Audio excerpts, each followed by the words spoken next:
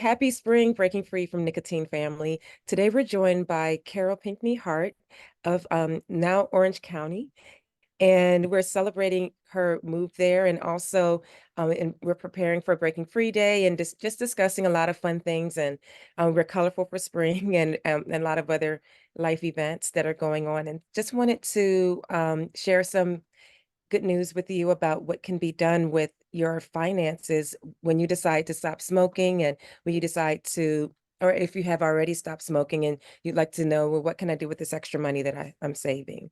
Um, Carole is a born teacher. She has a long resume that includes 35 years of teaching, and she retired in June of 2020. Her part-time evolution as a financial professional led her to an upward climb to marketing director for World Financial Group in 2020, which she's currently doing right now. And would like to share some of the wealth of knowledge with our listeners and readers, and we're excited to have her here with us today. Yes, thank you, Miss Shields. I appreciate that. I want to say, when people introduce me like that, that's great, that's wonderful. But I want to kind of advance it a little bit, and that is the fact that I'd like to let people know that I'm literally just like them. With the exception with your specific audience is that I grew up with two parents that smoked. But when I say I'm just like you, and that is, we all want to live our best life. We all do. Like, all of us have dreams. We all have ambitions. We all have goals. We might lose sight of it here and there because we get about the busyness of life. But literally, there is a whole pot of gold at the end of the rainbow, and you don't have to wait to get there to discover that. Very Um, true. so yeah, I don't know if you want me just to dive right into what this looks like. Yeah, go for it. I would love to. Yay! Especially being a teacher. I love that. So financial literacy is by design a concept and a curriculum that we don't have access to growing up. I now know, having been in this position in this industry for going on 5 years now, that those that understand money, control money, structure money, have a intentional vision of making sure that your audience, my village, our community don't know what they know. Why? It's funny that you mentioned that. Oh, I'm sorry, to cut No, you no, off. go ahead. Just recently, a couple of days ago, I had a conversation with a friend of mine who said that we learn these things in school. We learn different things, and you come from the education background, so you understand this. And I did teach for a bit. He said, "Well, why do we learn all of these things, like these classes that we don't need later in life?" And he said, "Yes, I learned how to write a check, but we don't use checks anymore." So the financial literacy has some room for improvement. There's some, room for love there in education settings. And I'm sure there are some schools that offer that, but across the board, you're right. To your point, that's something that's not taught Yeah, often, yeah. unless your parents do it. And unfortunately, that's a gap that some parents don't have either. So, yeah. And we gotta give our parents and our grandparents grace because they can't teach what they don't know. Exactly. Having taught school for so long, I can tell you that education is a business. It is. People don't want to think of it as such, but it is a business, and it's top heavy. So the messages, the goals, and the intentions are to keep you as structured and in control as possible. Now, that has its place, especially when you talk about behavior. When we talk about access to information, that should be very different. Like, when's the last time you used algebra, trigonometry, calculus in your everyday life? You didn't.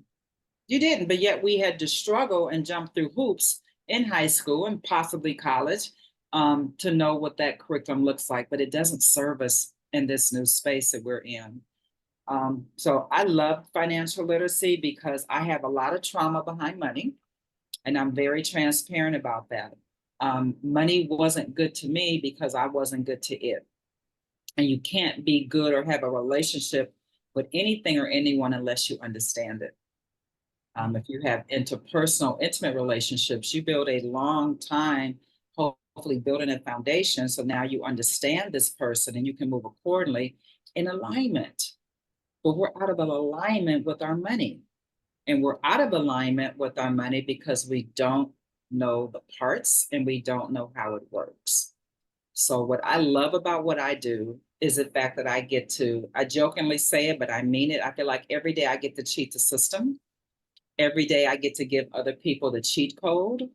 I don't charge for my services. Like the bedrock of what we do with my company that I work with, because I work for myself, is that our mission is to teach people and educate them. The hope is that once they're educated, they have confidence, they have belief. Because when you know and understand something, you can move very differently. You know, think about it. If I walked you through a maze and put a blindfold on you and said, get out of here, you got to find your way out and you can't see, what are you doing? You're bumping into walls. You might go the same way twice. You're backtracking.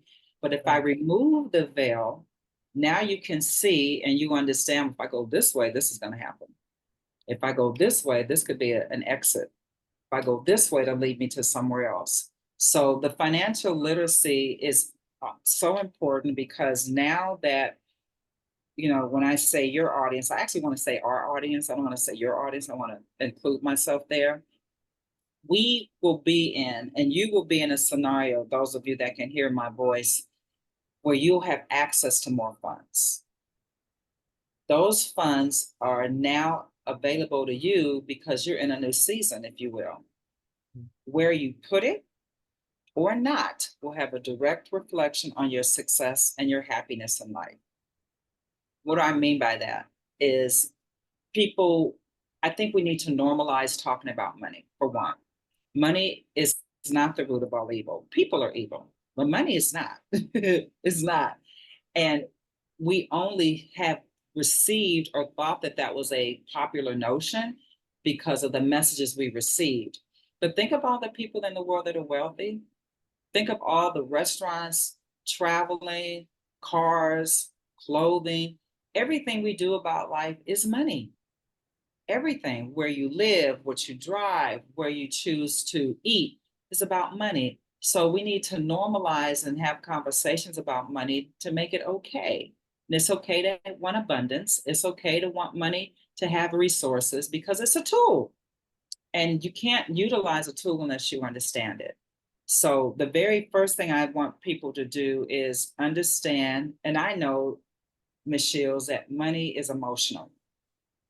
We tie our identity to either what we have and don't have, can access or not access. So the first thing we want to do is heighten our awareness so we can have a better relationship with it. Now that I teach you, and I will teach you how money works, and it's really comprehensive. It's actually, we call it 3 rules of money. Money literally has 3 rules. When you know those 3 rules, and I teach that to fidelity, it is so comprehensible that you end up saying, how did I not know this? Or why don't they teach this? You know, you're right. Nobody really writes a check much anymore. And the movement of information is so fast, we can't keep up with it. Well, the information about money doesn't necessarily move as fast. You just got to be on the right vehicle to be able to catch the sight along the way. And so one of the first things I teach people is how to get your money to work for you. It's a concept called compound interest. Most of us don't know what compound interest is. How does it work? I teach that, and it's actually 5th grade math, for one. Then we have to have a advanced conversation about taxes. Can't live in this country and not understand taxes. Not very convoluted. It is very comprehensible. And then the last thing is what are my options to invest it? So now you understand, well, this is how money works, which also you'll learn how debt works, because the two do work together.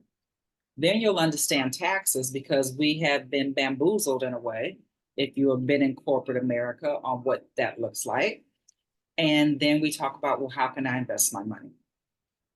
The best part of what I do, Ms. Shields, is that while I will make you better, by default, I'm making your whole family better.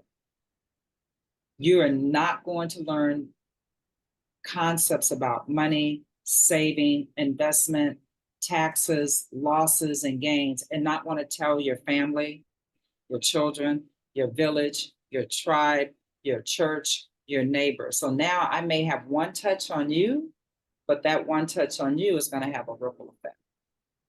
And that's where the real win comes from me. The bulk of my clients are people I didn't go out and accost them, they got referred to me. Because if you see a good movie, what do? You tell somebody.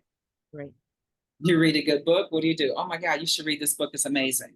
So people say, oh my God, Carole Hart has really helped me with my retirement, my savings. I've got better insurance. I understand my annuity now. You should talk to her. And bam, it just goes from there. Because what I cannot do is change the system. I just now can wear a different car or drive a different car as I navigate through that system. Right.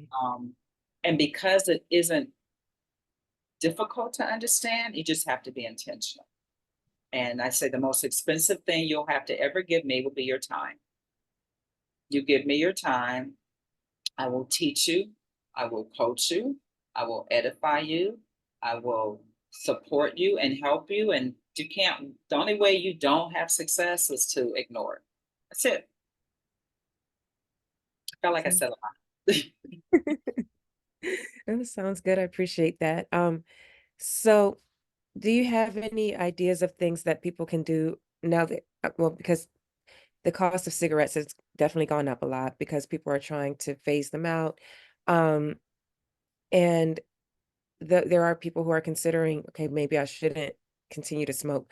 What are some things that you may have ideas of as to what they can do with that money? Like, I know that they would require probably having a more personal meeting with each person because everyone's needs are different. But do you have any suggestions or things like that along Yes, those? yes, I do. So one of the first things I concept is to teach you how to pay yourself first, regardless to what income you have.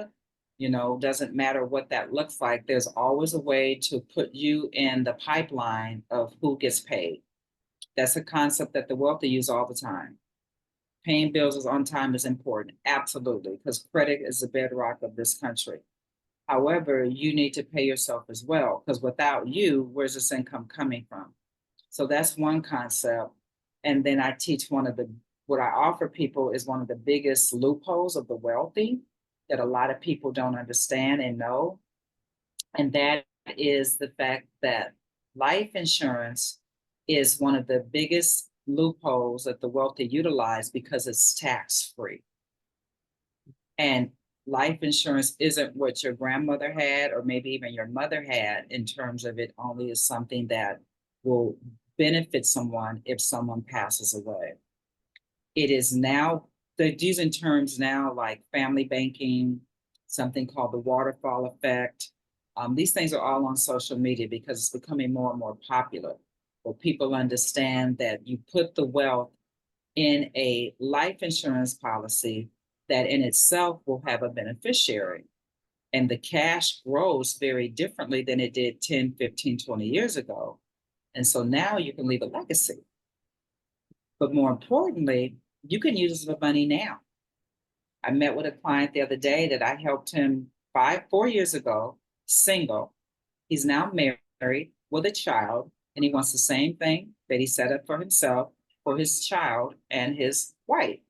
And the first thing people say is, children? Life insurance? Like, why would you do that? Because you don't look at the car, you look at what's under the hood. And what's under the hood is what drives the vehicle. And the reason why children are the perfect candidates to have this kind of structure, they've got time on their side. The cost and investment is considerably less. And now they're in a scenario where longevity wise, they won't even be thinking about taxes and what will they do for retirement? What will a pension look like? Because life insurance is a completely different beast, if you will, but on a favorable way. So that's some of the two things, is how to pay yourself first. Whether you have life insurance or not, that's something we would look at. And let me be very clear, because our audience is smokers or recovered smokers or former smokers. And people tend to think if you smoke, you can't get life insurance. And that's not true. That's not true. There's a lot of other variables that go into that. But I have a lot of smokers that are saving and investing heavily with their life insurance, and they're using the money that they no longer, because they're either former smokers or still smokers, whatever it may be, but they're utilizing it because at the end of the day, everybody has the same goal. Like, I don't know how old you are, but I'm a young 61. And the goal is I won't have to work when I'm 80. That's the goal. I don't think anybody wants to say, oh my God, I'd love to be working when I'm 75. No. So what you do now matters. Like, every decision we make has a consequence, good or bad. And I'd much rather put people in a position where they can take the same funds and the same money that they may have used towards cigarettes or any other product, and let's reposition it and get it to working for you. And it's tax-free, which makes it even better.